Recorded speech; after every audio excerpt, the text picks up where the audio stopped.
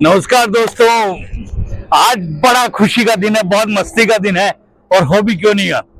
जी हाँ, मैं मेरी खुशी की बात नहीं कर रहा, मैं भारतीय जनता पार्टी खुशी की बात कर रहा हूँ। भारतीय जनता पार्टी ने सोचा भी नहीं था, वो सारा खेल कर डाला। अब आप देखिए, हरियाणा के अंदर खेल पलटा तो सवाल ये खड़ा होता है, अब भारतीय जनता पार्टी ने चुनाव कैसे जीता, जिससे तरीके से भारतीय जनता पार्टी ने चुनाव जीता। अब आप सोच के देखिए, इस समय हम हरियाणा के अंदर हैं और हरियाणा के अंदर अब देखिए गणित क्या थी, आप सोच भी नहीं सकते।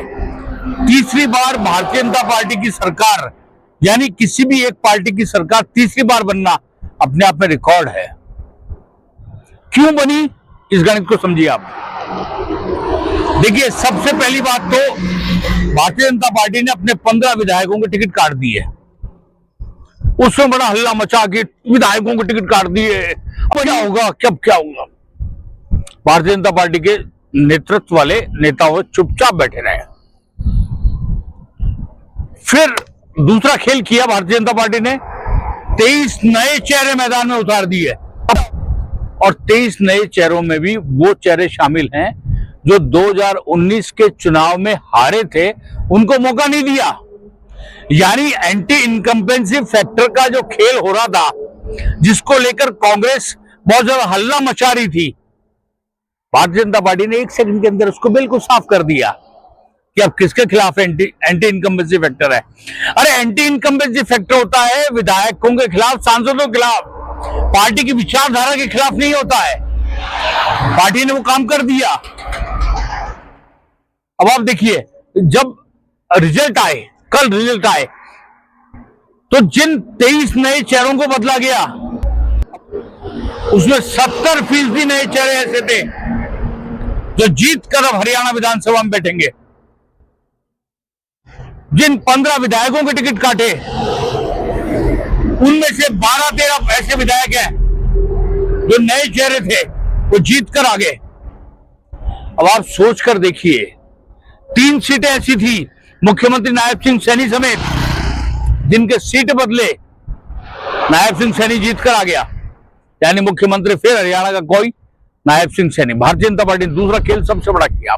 कांग्रेस वाले बड़ा खेल कर रहे थे, आम आदमी पार्टी भी उनके साथ मिली हुई थी और ये खेल कर रही थी जाटलैंड।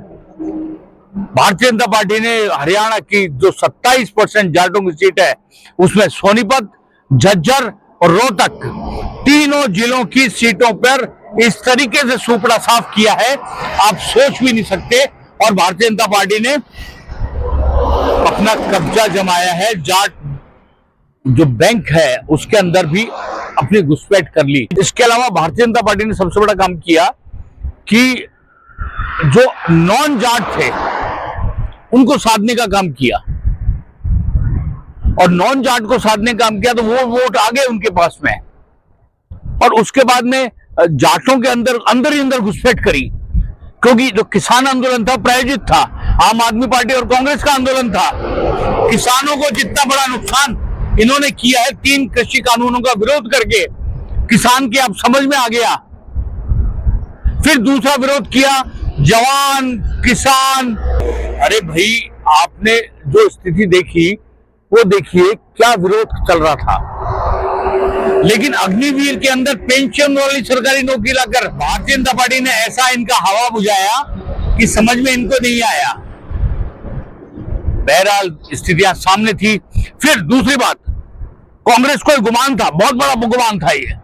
उन्होंने दलित नेता शैलजा के बारे में जो आपत्तिजनक टिप्पणियां करी, उन टिप्पणियों को लेकर दलित वोट बैंक के अंदर भारतीय जनता पार्टी ने घुसने का रास्ता निकाल लिया। और भारतीय जनता पार्टी जिस तरीके से घुसने का रास्ता निकाला उसने, आप देखिए 17 सीटें हैं हरियाणा के अंदर। 3 सीटों की बढ़त के साथ भारतीय जनता पार्टी पिछले चुनाव के मुकाबले जीत बना ली। यानी यहां भी धो डाला।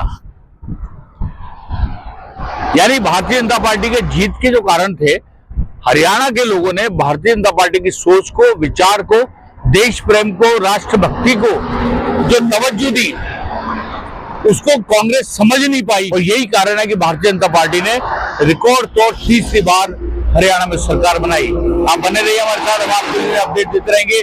देश और दुनिया का।